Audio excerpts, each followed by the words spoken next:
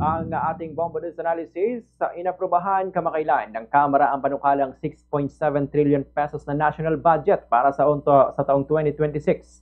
Isa sa mga pinaka-controversial na bahagi nito ay ng 243.22 billion pesos na unprogrammed appropriations. Isang halaga na lampas pa sa kabuang taunang pondo ng ilang mahalagang ahensya ng pamahalaan. Ayon kay Speaker Bogie D, may mga sapat na pag-iingat upang matiyak na hindi ito maabuso. Ngunit sapat nga ba ang mga ito upang tanggalin ang pangamba ng publiko? Sa technical na paliwanag, ang unprogrammed funds ay mga pondong maaring gastusin lamang kung may sobrang kitang pamahalaan o kung makakakuha ng karagdagang utang. Ngunit sa kasaysayan ng budget sa Pilipinas, ang ganitong pondo ay madalas na nagiging tagong-kaban na madaling gamitin ang hindi dumaraan sa masusing pagbusisi ng taong bayan o ng Kongreso mismo. Hindi rin makakatulong na ang ilang alokasyon sa ilalim ng unprogrammed funds ay vague o malabo gaya ng mga sumusunod. 45 billion pesos para sa social programs, ngunit walang malinaw na detalye kung aling mga programang sakop.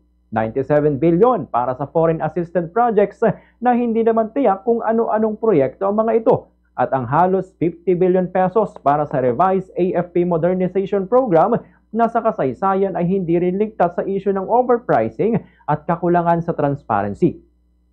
Habang may mga programang makatao at makatarungan ng intensyon gaya ng compensation para sa mga biktima ng Marawi Siege o insurance protection para sa mga mahalagang ari-arian ng pamahalaan, hindi dapat ito maging dahilan upang tanggapin ng basta-basta lang ang laki ng halagang walang malinaw na budget itemization.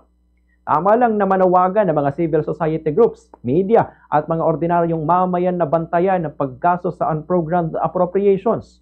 Hindi sapat na sabihing may safeguards.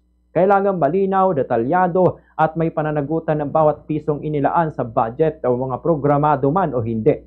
Sa panahong lumalalim ang issue ng korupsyon sa flood control projects at infrastructure spending, dapat maging mas mapanuri ang taong bayan sa ganitong uri ng discretionary funds.